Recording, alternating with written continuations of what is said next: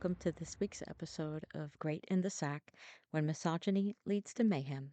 I'm your host, Nicole Davenport. It was at the end of lunch at the middle school.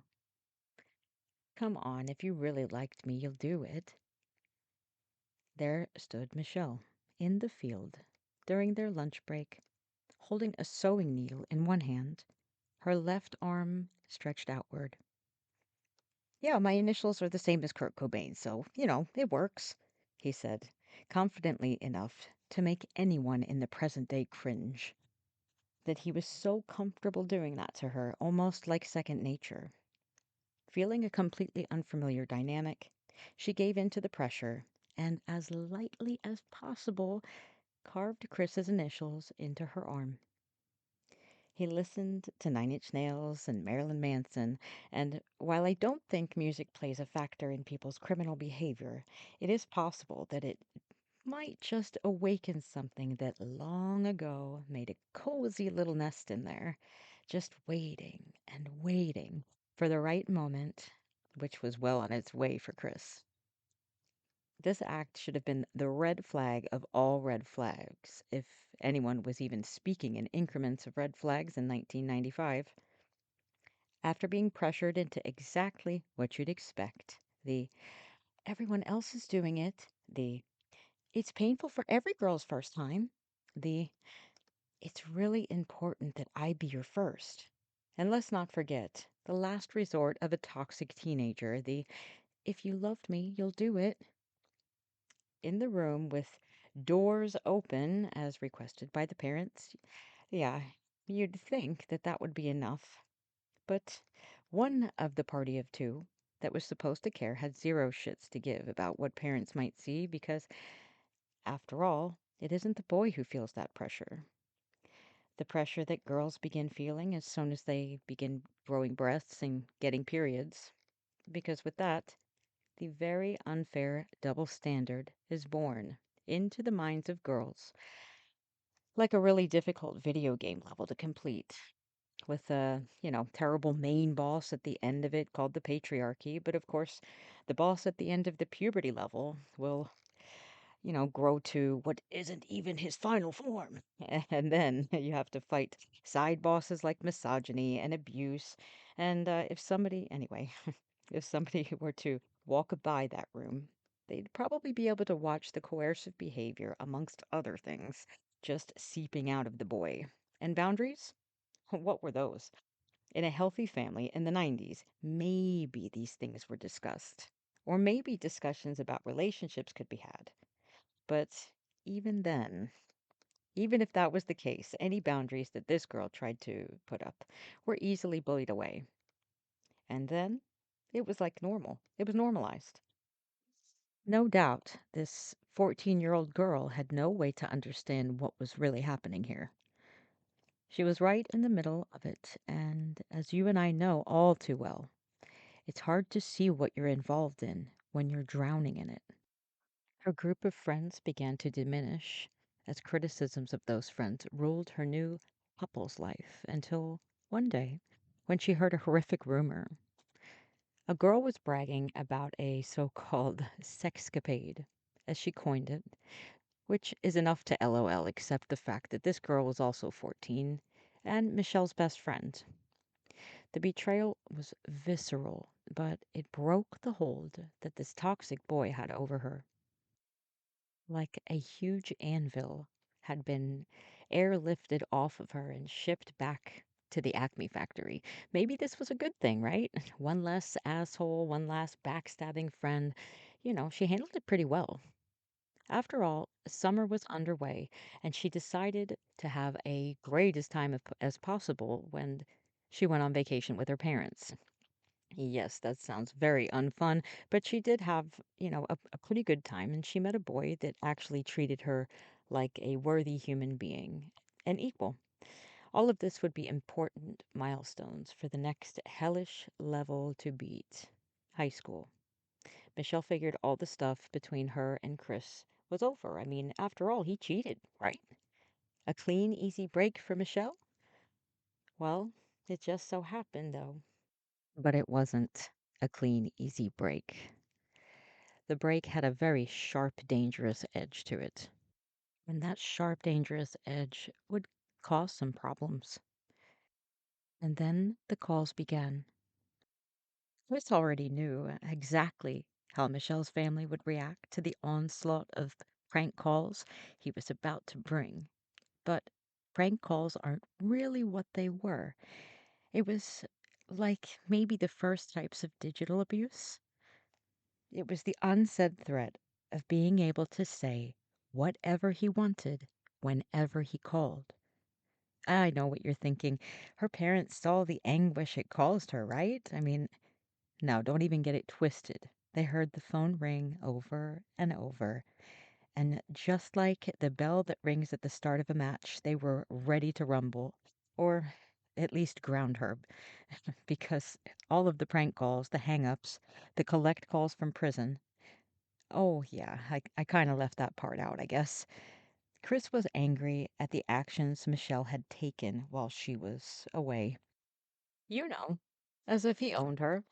And he disapproved of her moving on. So, along with the prank calls, he decided to give Michelle's number to a scary creep in prison. And I'm willing to bet that old Ray is still in and out of prison to this day.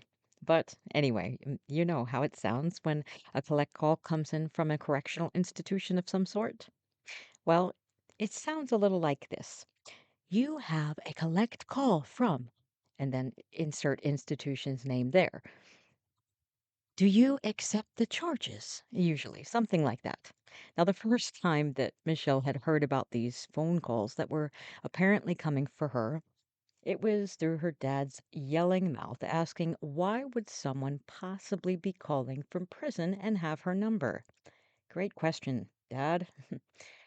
Later in the year, she also went through a couple-month period of being followed and bullied by one of Chris's great, close, lovely friends. And this is just a day in the life of a girl in 1995. This is a day in the life of myself. A 4 or 5 month period, long ordeal during my life, and my first time I experienced IPV, intimate partner violence. My middle name is Michelle. I didn't want to spoil the story. And I mean, this is just one incident out of so many. I can't promise I will always divulge personal accounts from myself, but when it relates to the episode, I think it's important to try to tie together all of our experiences uh, to understand that there's no shame in the fact that we've been taken advantage of. Many of us by the very men we grew up with, and the men maybe even in our lives right now. I was able to escape the fate suffered by a close friend of mine later at Chris's hands. But I feel like I have to ask you, what age were you when you were first pressured or coerced into sex or into drugs? It happens young, much, much younger than people would like to admit or even think about. But what can we expect from a society that pushes unhealthy standards onto women? And I mean, when I was younger, we were groomed through magazines, basically, like Teen Beat, on how to be the hottest, the most popular, the most fuckable. Never how to be the smartest, the best informed, and the most independent. The bad boys were where it's at. Jordan Catalano, I'm looking right at you. All I can think about now is that if I had just been given a heads up, or, maybe like a megaphone shout about manipulation and coercion surrounding relationships, maybe I'd be where I am today back then, or at least much sooner. But hey, I was fuckable though, right? Wrong. I was broken.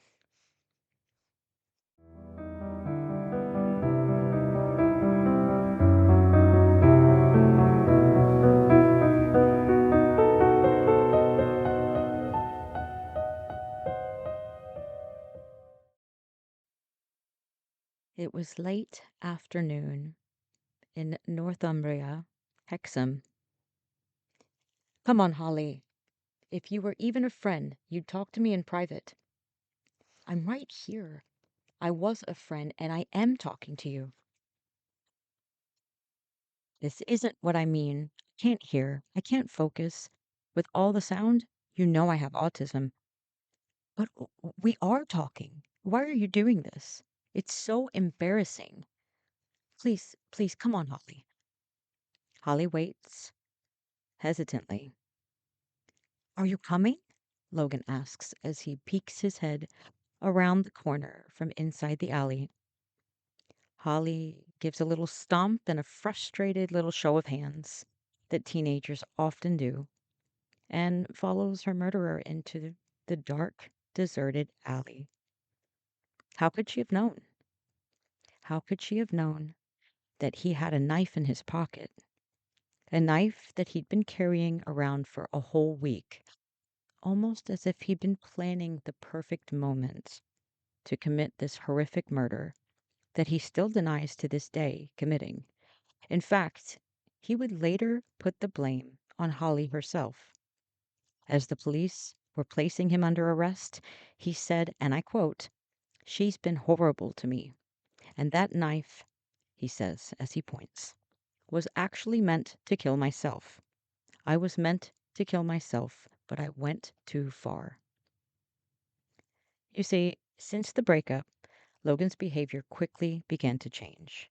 Fear mongering, threats of self harm, and stalking began presenting itself as means for Logan to regain his control over Holly and their no longer existent relationship.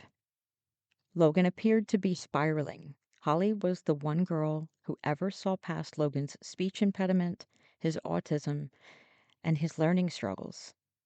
How would he ever live without her? What was he going to do? During the escalation of his coercive behavior, one thing became crystal clear.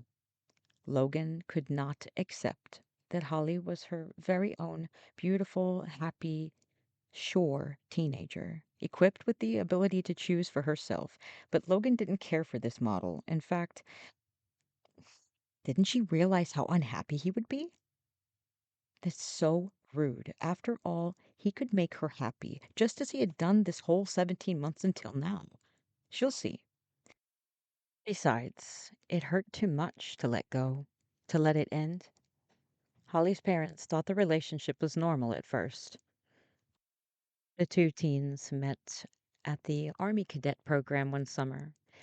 They loved hanging out, watching movies together, and doing silly dance routines. They became really close, spending time at one another's homes. And Holly loved to help Logan with his speech issues and writing and studies, which were affected by him having autism and learning disabilities. Everything seemed normal until it wasn't. But as I stated earlier, when you're being consumed by it, you don't even understand that it's happening. The signs were there, but they were hiding inside the nuances of teenage dating, inside the nuances of coercive control and intimate partner violence. I know what you may be thinking now. IPV, intimate partner violence, but they're kids. If there's anything that you should take away from this episode, it's to understand that intimate partner violence and domestic abuse can and does happen to the very youngest in the dating pool. If we don't call it out for what it is, then what are we even doing? How can we ever hope to stop violence against women and girls if we can't even speak about it plainly? Now, coercive control refers to continuous patterns of behavior that are intended to exert power and or control over the intended victim, per womansaid.org. Looking back, Holly's mom, Michaela Trussell, can see the patterns of emotional abuse woven through her daughter's fatal, though ended, relationship. Logan didn't know how to cope with these first time feelings of extreme jealousy, self consciousness, and narcissism, to be honest. These often are normal emotions, normal responses that we learn to identify and hopefully crush with our self confidence, right? But I'm a firm believer that a lot of this self confidence comes from home and from parents, from teachers, from friendships.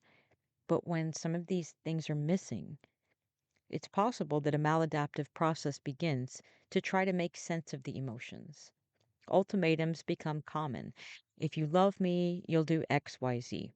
Using emotional blackmail is a common tactic of narcissists and toxic people alike. It has been revealed that there were threats of self exit after Logan couldn't cope with being without Holly.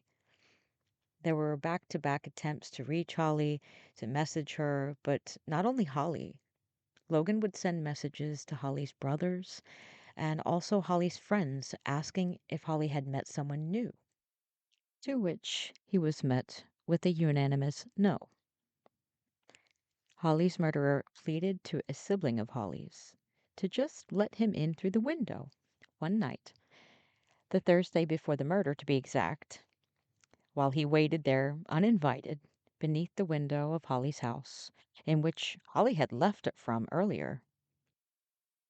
Then the police came to pick him up because his mom had been looking for him and even filed a missing persons report over 20 miles away in Newcastle, where his home was, the home of Logan MacPhail. The next day, he told a friend of Holly's that he was going to visit her at the school, to which he was met with an uncomfortable, "That's a really bad idea, Logan." Welp, bad idea or not, Logan seemed determined to get Holly face to face because that day he spoke about surprising Holly at school. Well, that same day, Logan was feeling ill also. So ill that even though he got on the bus and went to school, by lunchtime he went over to the nurse's office to tell her that all of the sudden he felt so ill and it just seemed to sweep over him. It must be like a 24-hour bug or something, coronavirus maybe even. He's just so tired. Either way, he thought he should really go home so he wouldn't get anyone else sick. And the nurse agreed. I mean, corona times, am I right? But you want to know what was really weird about that?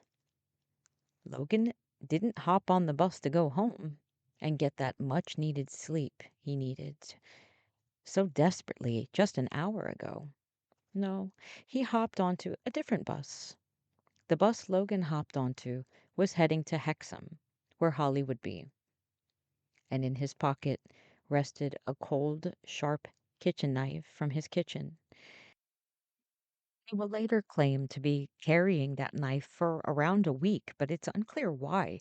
Does he say it because he's trying to normalize this behavior? Or, I mean, it just feels too convenient.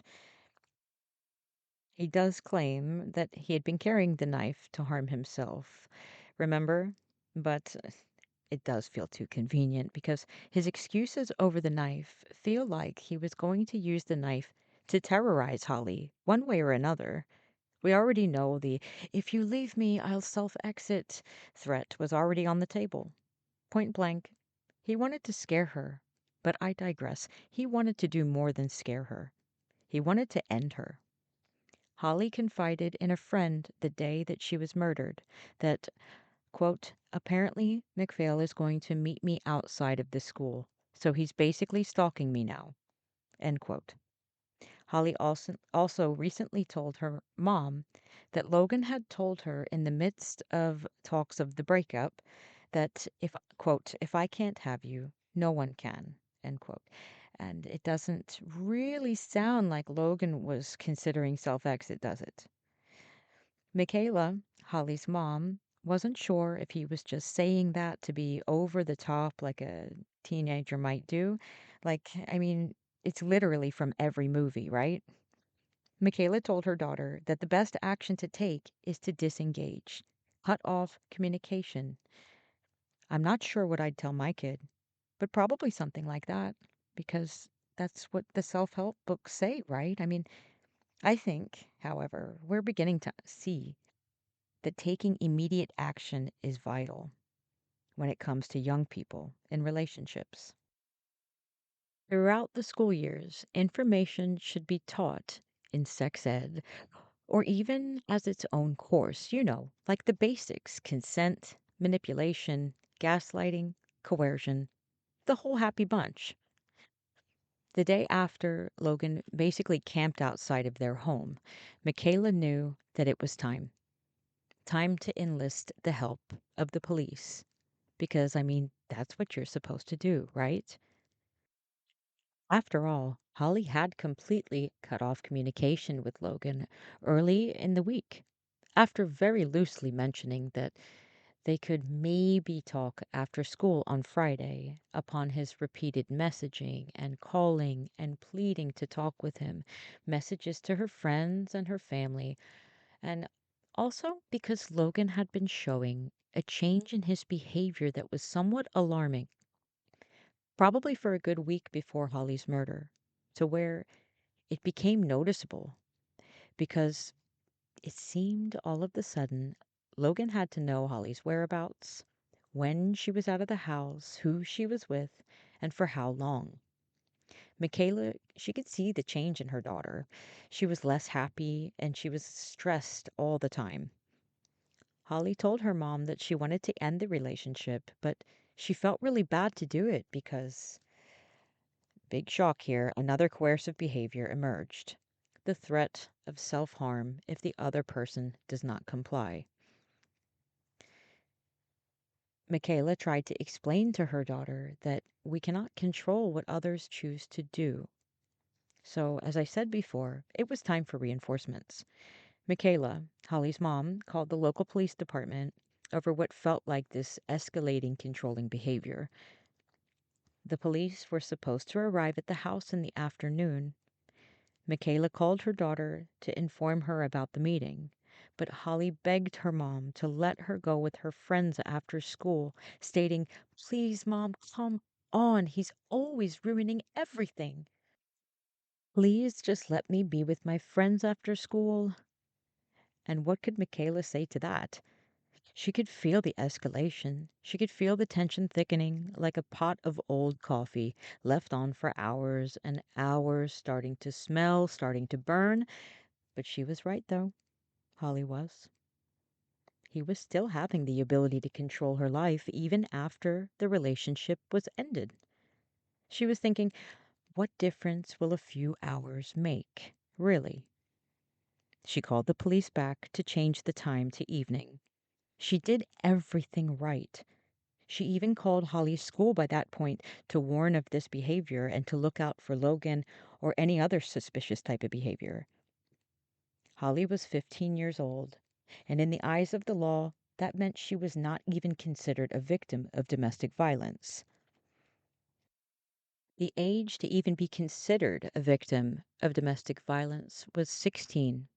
Even though she was being stalked, her passwords changed, threats of surveillance, maybe if it had been considered domestic violence, things might have turned out different, and Holly's death would be classified in a way that could help others. As of right now, the crime against Holly is listed as a, quote, knife crime. By now, as we know, Holly had gone no contact, but Logan still seemed unable to let go, to respect Holly's choice. His sister, his mother, and even Holly's siblings and friends communicated in one way or another that he should leave Holly alone. Yet, unbeknownst to Michaela or even Holly herself, Logan had cut school that day, Friday, to take the bus that will arrive at 1:41 p.m. in Hexham, even though he knew Holly didn't want to speak to him or see him. And it seems as though he was also told by his sister that Holly wasn't allowed to contact him, even if she wanted to. Maybe this combined with the stubborn idea that Holly said she was going to meet me after school on Friday in Hexham. No, no, she promised. I deserve closure, especially since it seems like she's seeing someone else. Yeah, maybe she was cheating the whole time. I'll be able to see it if I could just see her face to face, and then I'll just self exit. But of course, I want her to see it, to see what she has done to me. The thoughts of someone who maybe isn't so stable, Logan MacPhail, seemed for many to be a monster. But is it so black and white? He was a child, a boy with a brain that didn't always function the way a typical child's brain did. He was pushed and pulled over the cracks of the system that was meant to catch kids like him with an autism diagnosis, learning disabilities, and a placement in a special school that was aimed at helping children with special needs or extra support needs. But alas, he fell through. It would appear that Logan was categorized, noted in files, and discussed in meetings.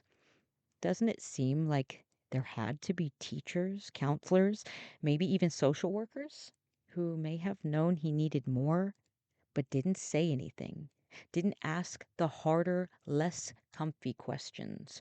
When Logan began pulling at the strings of the relationship with Holly, changing her passwords, calling and messaging her constantly, and even waiting outside her house for hours when he told her, "If I can't have you, no one can."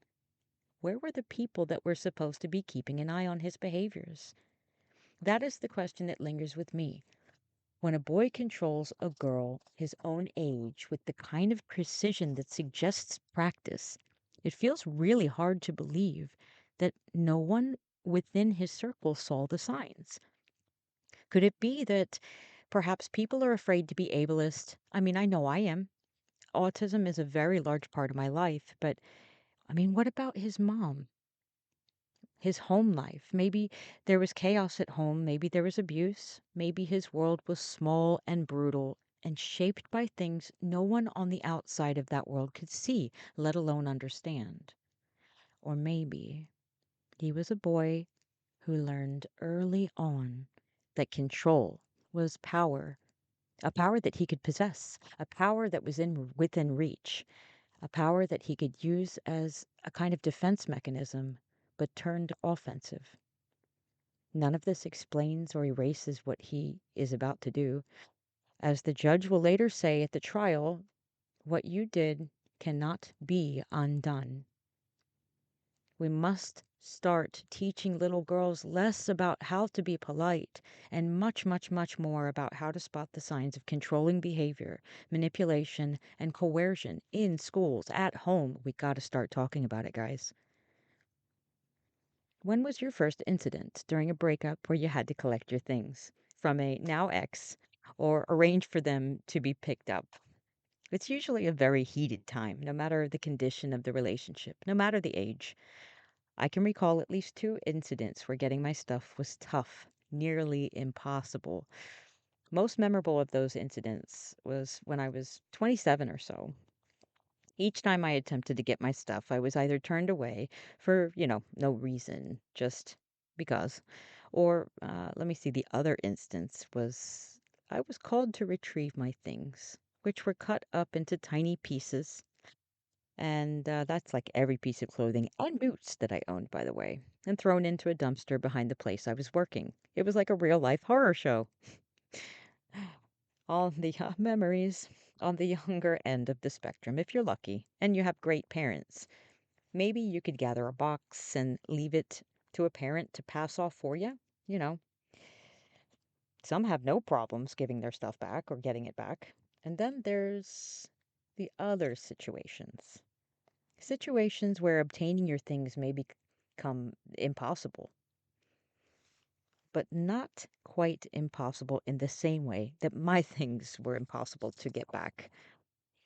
I'm talking like dangerous. Yeah, even at the age of 12, 13, 14, and up, it becomes like a game for some, especially if that person is not in agreement with the decision to end said relationship. And in this game of Logan's, a gaming system was even involved, believe it or not, a PlayStation to be exact. He first tried to use the excuse of getting his PlayStation back from her as bait, pressing her to make her feel as though it was some kind of crime to have his PlayStation while they weren't together anymore. And so, yeah, he baited her like a worm on the hook of a fishing rod. But Holly wasn't interested in playing any games with Logan, not on the PlayStation, not in real life, because now there was this new boy and he was so much fun. And oh my God, do you remember what that was like?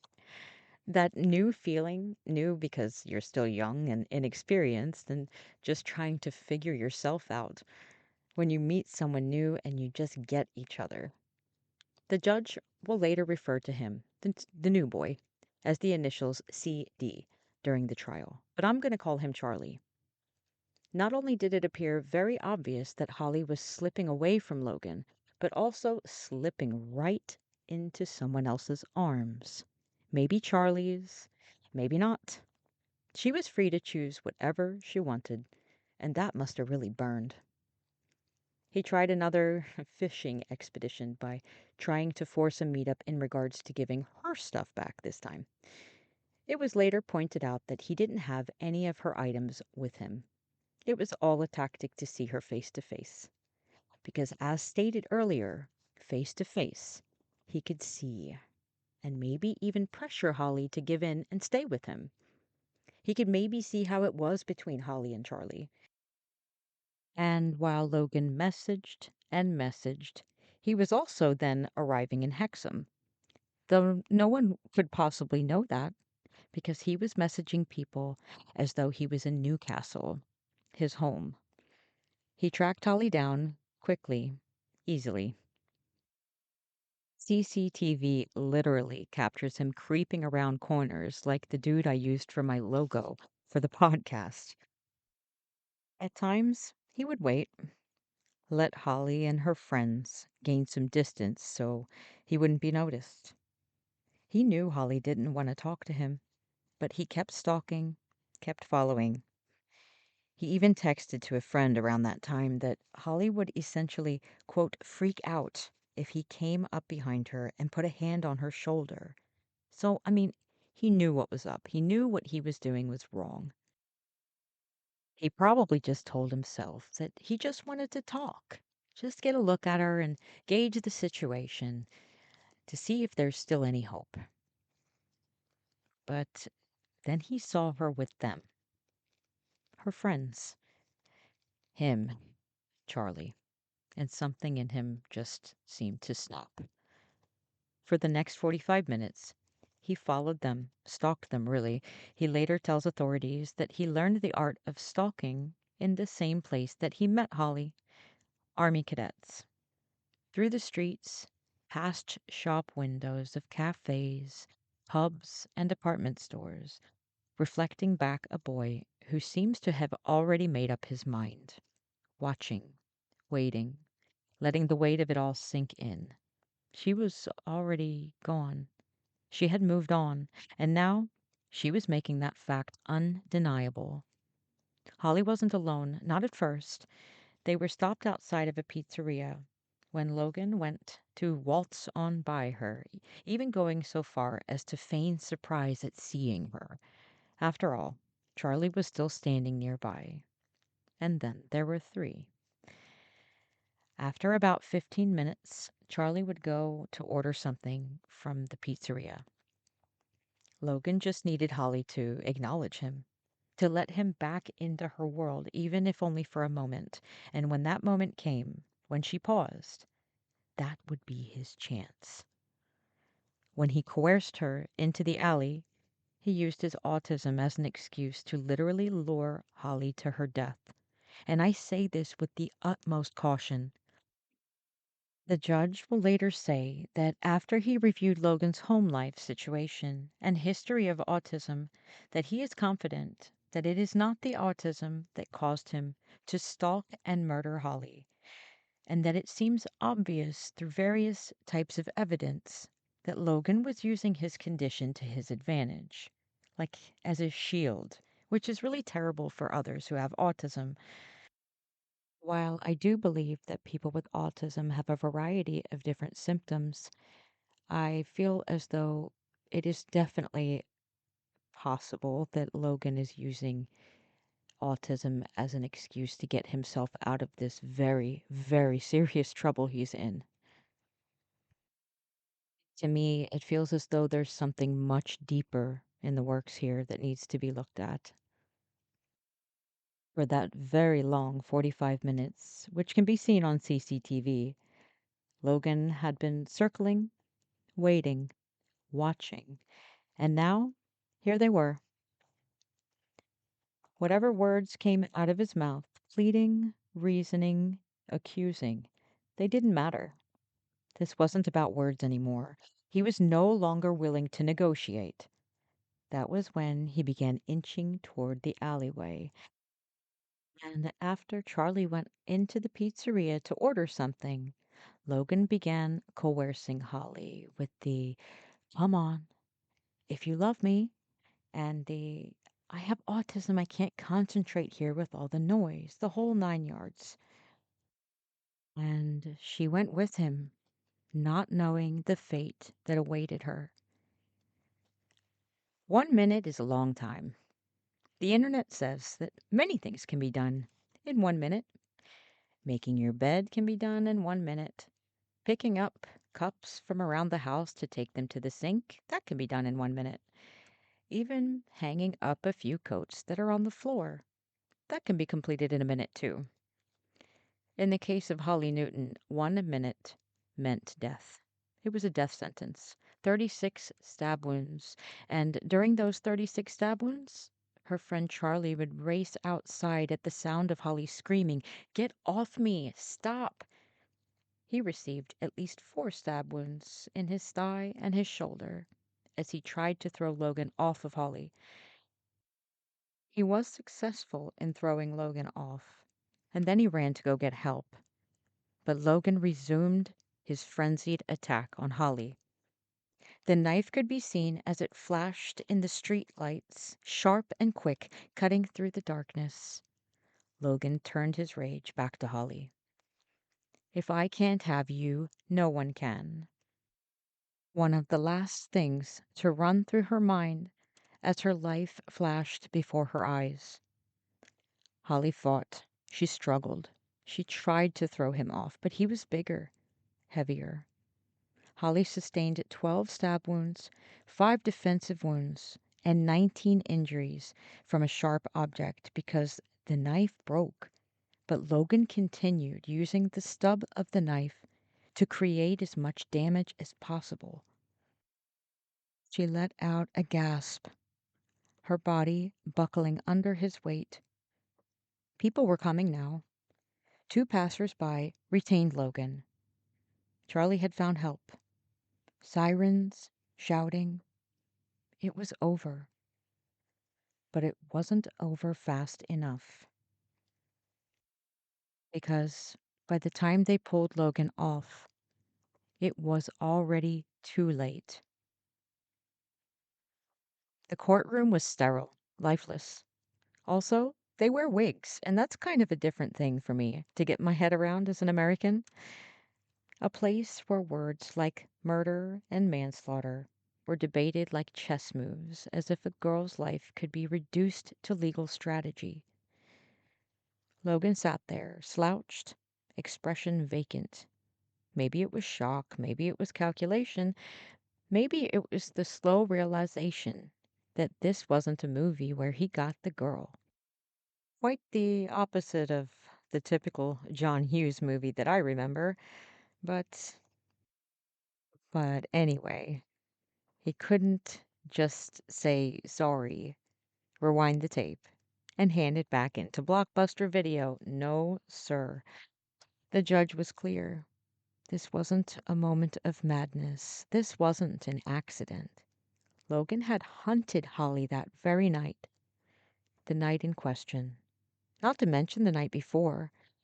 He had waited for the right moment. He was calculated, premeditated even. And when he found it, he had acted with precision. Charlie had tried to stop him. He had fought hard, and for his trouble, he had been slashed, wounded, tossed aside like an inconvenient afterthought. And Holly had died under the hands of someone who once claimed to love her. The court called it controlling, possessive, premeditated. Logan had called it love. And that, in the end, was the problem.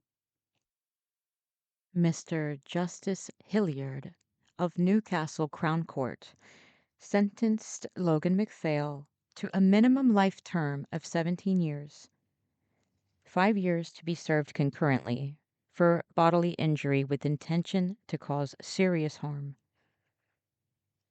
I thought he was a pretty cool judge, just saying.